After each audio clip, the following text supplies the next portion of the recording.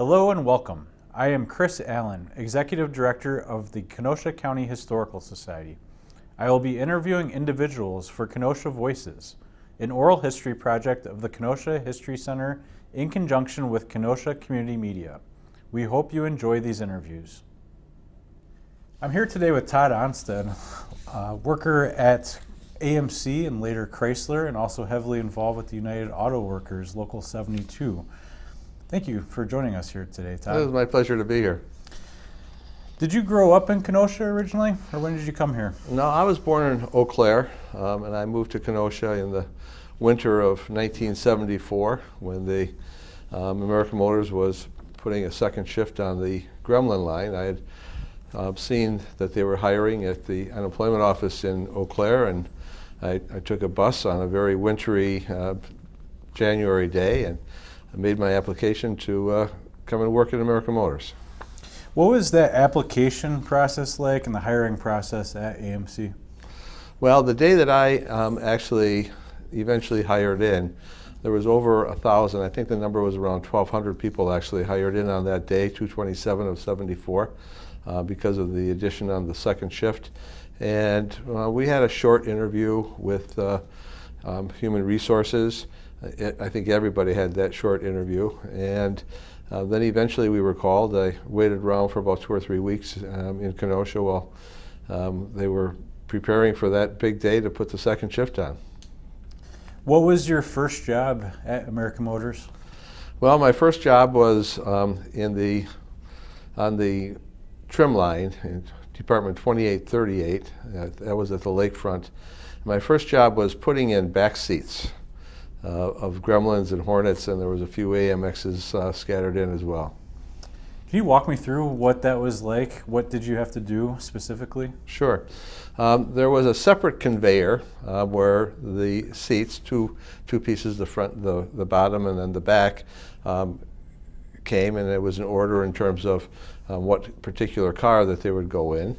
And I would grab those two pieces, throw them into the body of a car, hop in with an air gun, and kind of push the back down into brackets where it would fit, and then screw them in to secure them, and then kind of move over. And of course, there was no carpeting on the floor at this time, so you're on your knees in several different positions on a metal floor, and you would throw the bottom piece down, and then you would also actually have to screw that in as well, and then you would hop back out.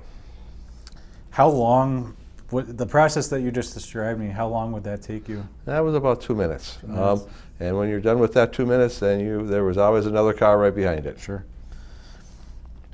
What was the training like at AMC? How did you learn how to do your job?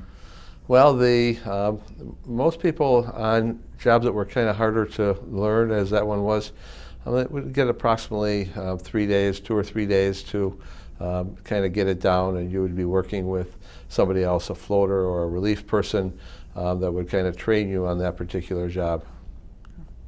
And 2838, you mentioned, is the department.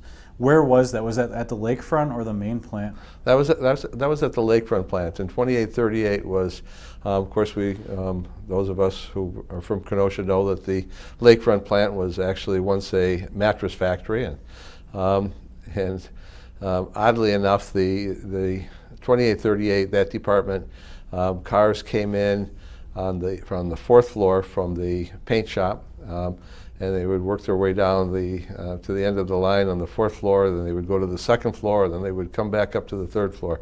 So it was kind of an odd circuitous route. How long did it take you to learn your way around the department?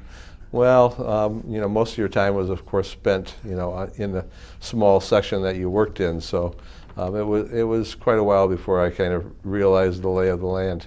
Sure. So you spoke about your first job. What other jobs did you do with AMC?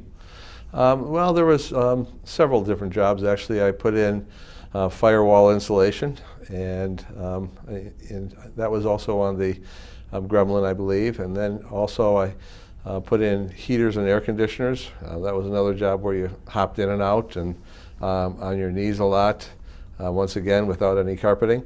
and my knees still kind of feel it at some days. And then eventually I also was a floater where, I would cover absence, I'd learn all the jobs in a particular section, and then cover absenteeism or nurses' passes.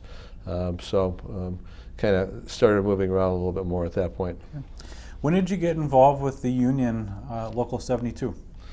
Well, my first election, where I was fortunate enough to win, I believe, came in 1978. So I had been in the union, of course, ever from the minute you completed your probationary period, which was either 60 or 90 days, you became a union member. But I ran for office, I believe it was 78 that I ran and won that first election. And that made you a steward. Made me a steward, and at the time there were quite a few stewards. There was a steward for every 35 workers at American Motors, which was, one of the advantages that we had over some of all of the big three plants actually. What was it like as a steward? Can you walk me through a typical day as a union steward? Sure. Typical day was you'd start your day out on the job, whatever it was at that particular time. I think it might have been actually the heater and air conditioner install that I had talked about.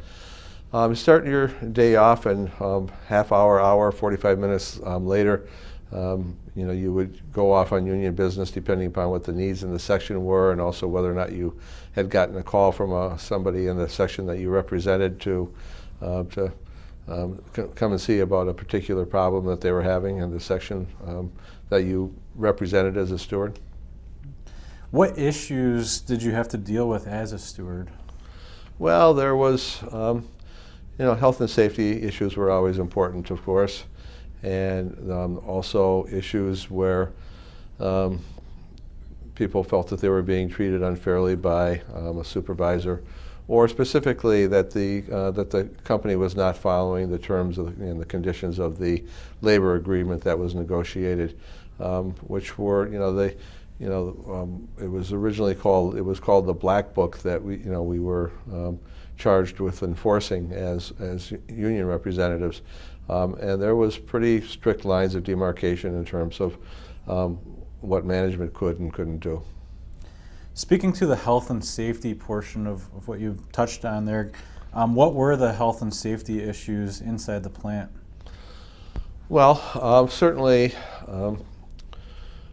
air quality. Let me just kind of fast forward, and I'll talk about some of the specific incidents that were not issues that I dealt with as a steward, but later on as an executive board member. But for example, there was one evening when I was going to I was taking some classes at Parkside, and I got home one evening. My wife told me that I needed to go in, that there was a worker, that there had been a serious accident. And when I got in, there was a worker, James Mason, who had been crushed on the 818 block line. So that there was a lot of dangerous moving equipment, and frequently under pneumatic pressure was always potentially very dangerous. And after that incident, we were actually able to get the company to to make those areas a lot safer. Air quality was a serious issue at American Motors. Actually, I believe it was probably Chrysler at the time. But there was, when they transitioned from oil-based coolant to a synthetic coolant, there was, and it was known in the industry that it could cause what was called hypersensitivity pneumonitis. And when they switched from the one coolant to the other, and coolants were used to cool the cutting tools that were used to cut the metal in the process of building the engines, the company had missed a engineering plan to redo the air handling system that we had negotiated in negotiations. Winter came early. Engineering didn't get the work done on time, so the engine plant was buttoned up, and the air quality was particularly bad, and several several dozen workers were affected with hypersensitivity pneumonitis. One worker, a good friend of mine, who had just returned from a long layoff, unfortunately contracted the disease and died actually on the 4th of July.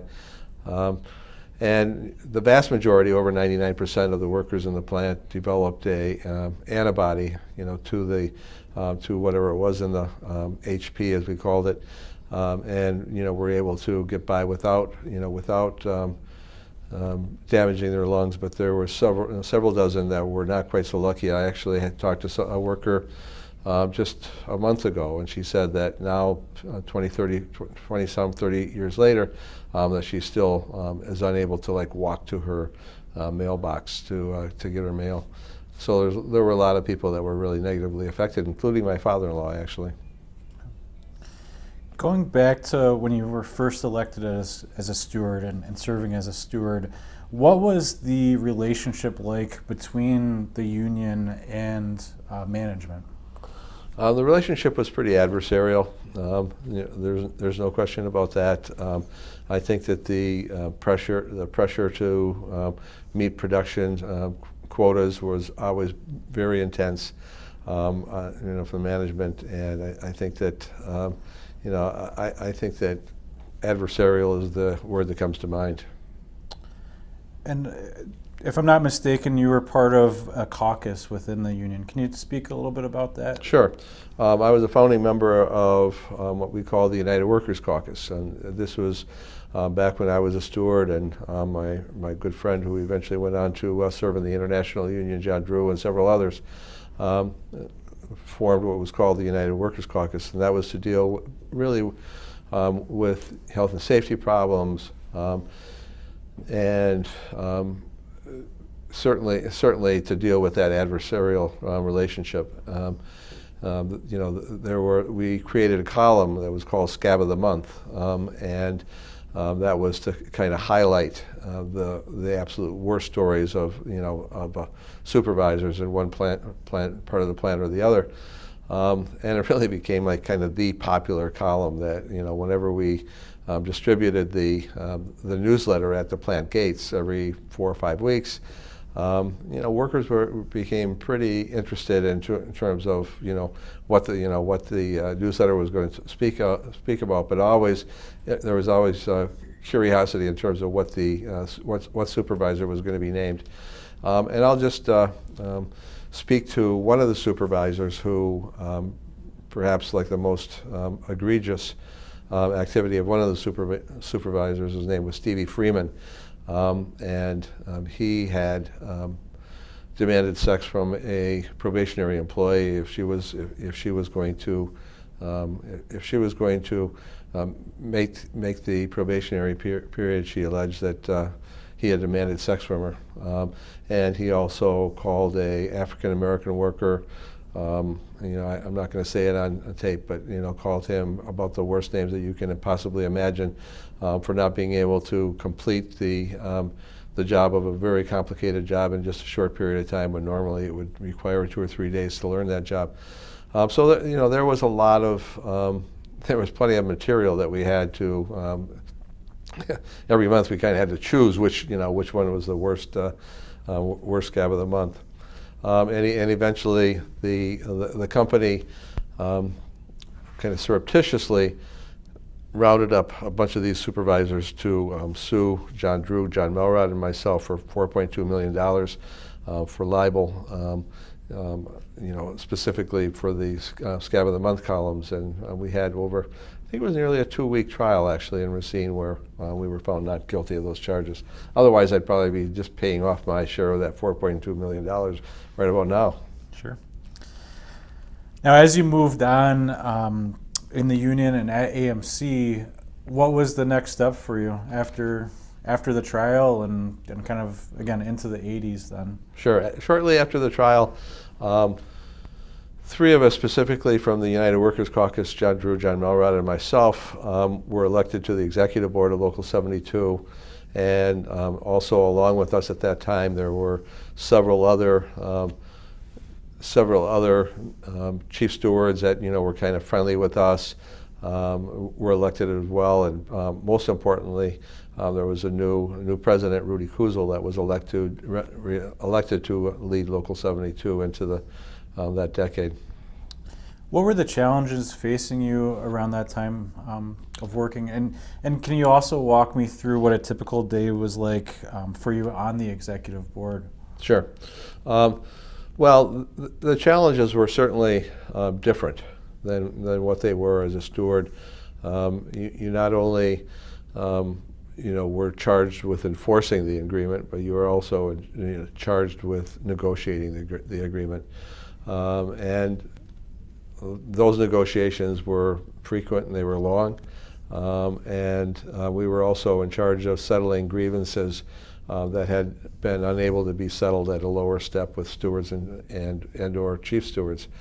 And almost right out of the chute, when we were elected in '84, it wasn't long after that that American Motors notified the state of Wisconsin, and the state of Wisconsin in turn notified all of the workers in the plant of the company's intention to close the factory if it was if a new labor agreement was not reached that brought our contract more in line with the contracts of big three automakers.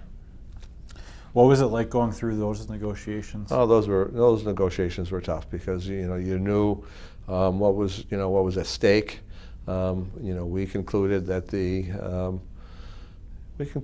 company was serious in their intent, to close, and eventually we were able to hammer out an agreement that even though it took away a fair amount of the things that people had been used to in terms of the labor agreement, the old black book, we still negotiated an agreement that we thought was a good agreement going into the future, and eventually it was ratified by a significantly high number of the workers in the plant. Okay. Can you talk a little bit about, so we're into the 80s now, I believe AMC started to partner with a French company. Yes. Can you speak a little on that? Yeah, just prior to '84, when we were elected to the executive board, there was a merger with Renault, and both first as a member of the Caucus and later as a member of the executive board. I was honored, along with others, to attend conferences in France, and also toured a plant in Belgium as well, where they were building the same Renault Alliance. And so it really kind of changed the nature of the corporation, and Renault was kind of a lifeline to American Motors, I think, with the possibility of new products. And one of the other first rounds of negotiations that we did was with Renault, where we were able to make some modest changes that eventually facilitated bringing the Renault Encore to the plant as well. Headed into more of the late 1980s now, there was other changes within the company, and eventually Chrysler came to Kenosha. Can you speak a little bit about that? Sure. Well, first of all, the Chrysler first came to Kenosha to build two products that had been discontinued from other plants. We were building what was called the All-Body and the M-Body, which was Omni Horizon and then the Dodge Diplomat as a big car. So Chrysler kind of got its foot in the door at that time. And we were in negotiations with Renault / American Motors to actually bring the Jeep Grand Cherokee production to Kenosha. And the plan was to actually, where the Bonnie Haim empty lot is still empty, that would have been the paint shop, and cars would have crossed 52nd Street into the old body shop at the time. And if that would have happened, we'd still be building Grand Cherokees in Kenosha, and there'd be 2,000 or 3,000 people building them today. Now, what happened is we had been in negotiations to once again, make modifications to the working agreement to facilitate this new work. And after months of negotiations, the final copy of the new agreement was on a high-speed copy machine in the company's offices. I'm an early riser, and about 4:30 or 5 o'clock in the morning, I was in a hallway talking with President Rudy Kuzel when we were notified by the International Union, and at the same time the company was being notified by their bosses in Detroit that we were to break off negotiations. And if we had if they had waited another day or two to ink that agreement in terms of purchasing AMC Renault, I think that it's entirely possible that the company would have went forward with building the Grand Cherokee here, and the trajectory of Kenosha would have certainly been different. What was your thought process that day, and I guess the thought process of others in Local 72? What were what was the impact, and how did you feel about that? Well, it didn't become immediately known that we would not still be in the running for to get the Grand Cherokee. We were hopeful, of course, that that would still be able to be worked out. But the decision was made by the company to source that into a plant that was without a product in Detroit. And as we know in history, the assembly plant closed shortly after the merger, or after the acquisition of Chrysler, of AMC by Chrysler, I should say. What was that process like, being in management or being in the union leadership? Well, that was a battle, and the battle lasted lasted quite a while. And Lee Iacocca, the chairman of Chrysler at the time, described it as the most expensive plant closing in history. We certainly fought long and hard to avoid the closing. We did a lot of different creative things that that kept the plant alive for a while. Ultimately, it did close. But there was a couple of things that we negotiated that were extremely significant. One, first of all, we negotiated the ability for laid off workers to go to other Chrysler plants, and we sent literally thousands of our laid off members to every assembly plant, I think, in the Chrysler chain, every the other engine plants, the parts depots. So from the East Coast in Delaware, where they had an assembly plant, to the West Coast, where in California, where they had parts depots, and everywhere in between, we sent thousands of our workers. And then ultimately, we were also able to negotiate something that I don't think has ever been negotiated before, and I don't think it's ever been negotiated since. The workers who decided to stay and waited out to get recalled to Kenosha, we were able to negotiate all of their pension credits for the time that they were laid off. So for once again, hundreds if not thousands of workers, we were able to negotiate upwards of 5, 6, 7, 8 years of pension time that they were on layoff. So eventually, every single worker that was laid off during that plant closing either opted to, if they wanted, opted to go to work in another plant, or if they wanted to wait it out in Kenosha. Eventually, everybody was recalled. That seniority list was completely exhausted. Everybody was able to be recalled, and in the process, they were also given their pension time for the time that they were laid off.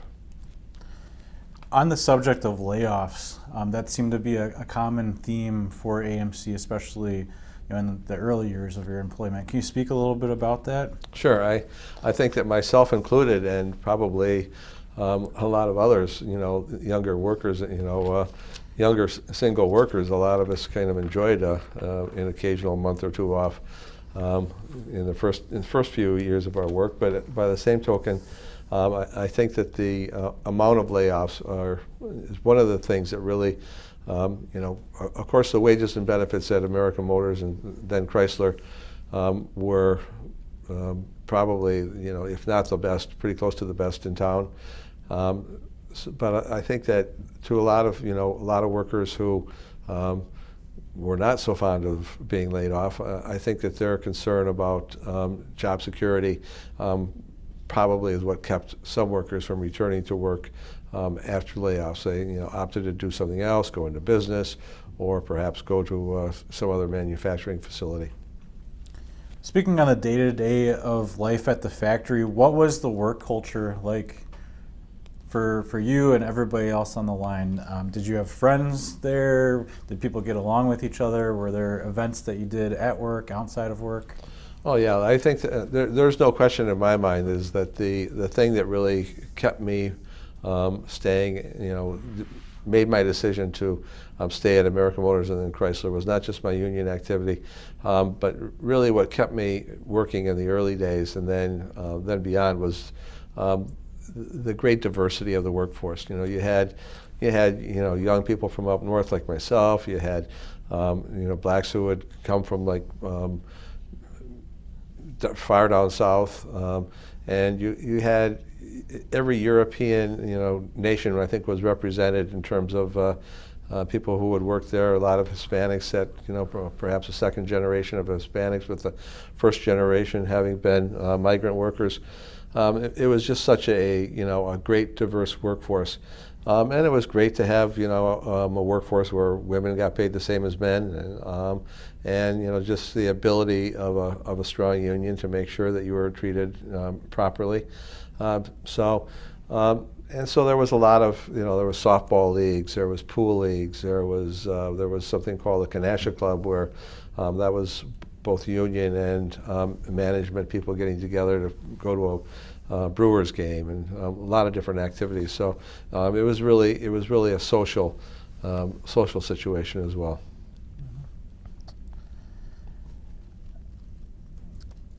So union events, Kenosha Club.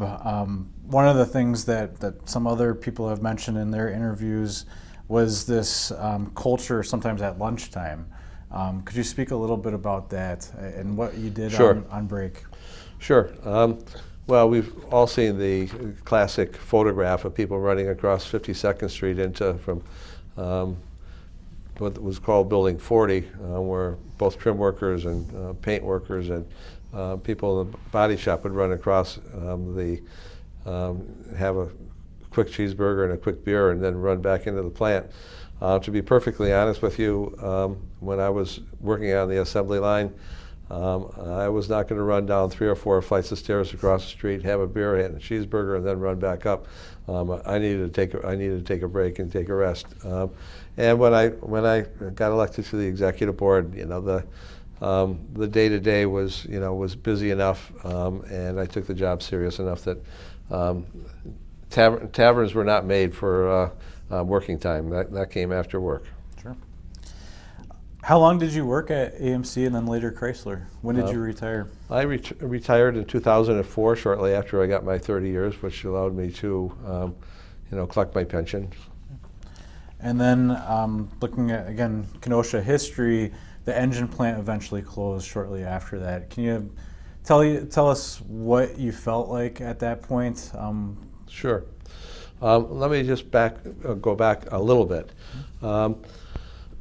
After the assembly plant closed, and we were left with the engine plant. We were building 4-liter engines, the old inline 6 used in Jeeps, and there was a plant manager, Ron Lightcap, who came from the Kokomo plant. And he confided in President Rudy Kuzel that he had been sent there to ultimately close the engine plant. And that the engine plant at the time was the worst in quality of all of the Chrysler engine plants. And between Lightcap and Rudy, they said, we need to turn this around if we're going to be able to convince Detroit that that Kenosha is a plant that we want to invest in.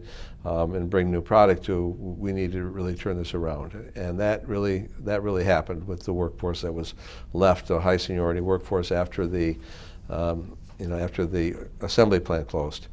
And the relationship between management and the union really changed during that period of time, where workers really understood that it was up to them to really do all they could to make sure that our engines were high quality and that the plant was efficient. And so we really went from worst to first in terms of engine quality.